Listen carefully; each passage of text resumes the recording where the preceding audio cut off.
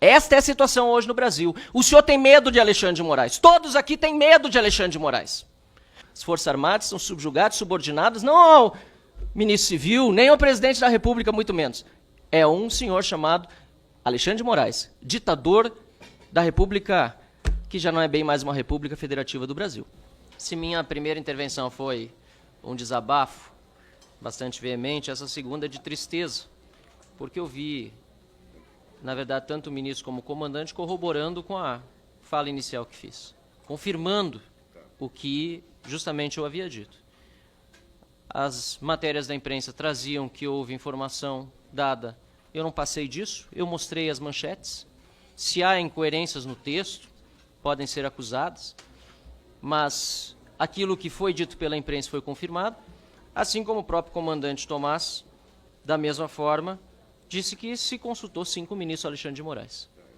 E aí eu me pergunto, qual é a função hoje do STF, do Supremo Tribunal Federal, se é virar fonte de consulta de comandante do Exército? Comandante do Exército, no máximo, vai se consultar com a Justiça Militar. Conversa institucional, que negócio é esse? O juiz fala nos autos. E aí não vai uma crítica, a Vossa Senhoria está atuando dentro. Também vai, de certa forma, mas para atenuar um pouco, vai dentro do que está acontecendo hoje no Brasil. Ministro fala o tempo todo, a entrevista o tempo todo, fala fora dos autos. Torna-se consultor de comandante do Exército, sobre não promoção, mas remoção. Você tem cabimento um negócio desse? Olha que está sujeito hoje o Exército Brasileiro às Forças Armadas. A sujeição das Forças Armadas hoje não é a lei, não é a Constituição. Como disse o ministro, ordem judicial cumpre se decidimos cumprir a ordem. O problema é que a ordem judicial é ilegal, deputado Crisóstomo. É inconstitucional. Então, o que o Exército está fazendo, o que o Ministério da Defesa está fazendo, é obedecendo a Alexandre de Moraes. É Alexandre de Moraes que manda nas Forças Armadas brasileiras.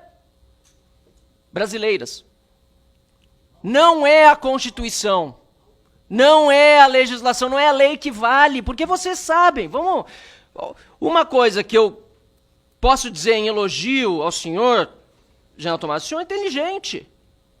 O senhor é tão inteligente que sabe que o que está acontecendo aqui é uma maquiagem.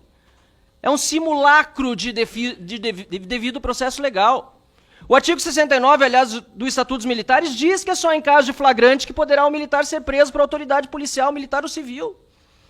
O senhor sabe que mesmo o caso, fora do contexto que o senhor citou aqui, teve participação, pelo menos, de coordenação do Exército. Esse negócio de entrar na Vila Militar, como fizeram, para fazer busca e apreensão, o senhor sabe que é absurdo, o senhor é inteligente. O senhor sabe que é ilegal. O senhor sabe que é inconstitucional. E o senhor sabe que está obedecendo a ordem de Alexandre de Moraes, desrespeitando a Constituição. Esta é a situação hoje no Brasil. O senhor tem medo de Alexandre de Moraes. Todos aqui têm medo de Alexandre de Moraes. O general Girão, que é general também do Exército, é deputado federal, diz que tem medo de falar porque a censura hoje é regra. E quem impõe é Alexandre de Moraes.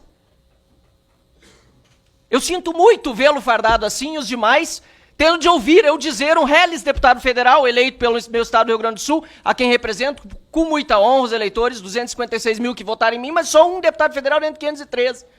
Mas eu sinto muito por fazê-lo ouvir de que o senhor tem medo de Alexandre de Moraes. Mas qual é a outra explicação? O senhor é cúmplice? Espero que não. Espero que não. Porque o que está sendo feito, o senhor disse que nunca falou algo contra um subordinado seu. Mas e os colegas de caserna? Um deles preso, ilegal, inconstitucionalmente, sofrendo as agruras do cárcere, privado do convívio com sua família. General Heleno, não lhe comove? Os demais generais, almirantes também. Essa é a situação que nós vivemos no Brasil e desculpem-me as palavras duras que são palavras talvez apenas e quem sabe serei censurado, perseguido, humilhado, não me importa. Não me importa, porque precisa ter alguém para dizer o que está acontecendo. Para dizer, porque saber todos sabem. Os senhores podem até dizer outras coisas. O ministro Monteiro Filho, José Múcio, disse também, né? Dentro da narrativa do governo, entendo, o senhor é parte do governo. Que a polícia do Distrito Federal demorou a chegar. O senhor sabe que não foi assim. A Força Nacional estava parada de prontidão do lado do Ministério da Justiça, não foi utilizada. O governo contribuiu. G. Dias, Gonçalves Dias. Onde viu? Onde está? Ninguém sabe, ninguém viu. Mas foi a polícia do Distrito Federal que demorou a chegar. Claro, é isso que é para ir para os livros da história. Tomara que no próximo mandato, tomara que se encerre esse com o impeachment do Lula e o senhor seja ministro de novo e possa tratar de outra narrativa, mas uma que seja verdadeira. Não essa que o PT está espalhando, não essa do golpe. Eu entendo o seu papel, mas eu sei que o senhor entende o meu também, de oposição.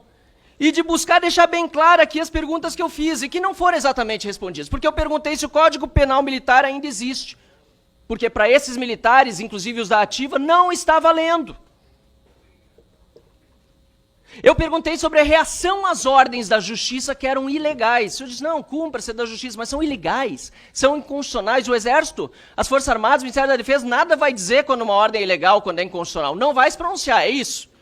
Não obstante ilegais, não obstante sendo ordens de um ministro da Suprema Corte, que não é o presidente da República, fazendo o Exército cumpri-las a desagrado da Constituição, o Exército não vai se pronunciar. E se o problema é Senado, por exemplo, tem assessor parlamentar que chega, tem presidente do Senado, tem membro do Senado para lá conversar para fazer isso, o impeachment de um ministro, ou pelo menos a contenção da corte acontecer por meio daquele parlamento, daquele lado de lá. Mas me parece, e até gostaria de saber se existe algo nesse sentido, mas me parece que não há nenhum esforço para que essa ditadura não se consolide no Brasil com apoio obsequioso das nossas Forças Armadas. A terceira pergunta, se o senhor se consulta com o Alexandre de Moraes, o senhor respondeu afirmativamente, não precisa mais responder, e ficou muito claro, infelizmente, que isso acontece. E a quarta é se as Forças Armadas entendem que há uma prevaricação diante dos abusos de autoridade cometidos por Alexandre de Moraes. Essa hoje é a situação no nosso país.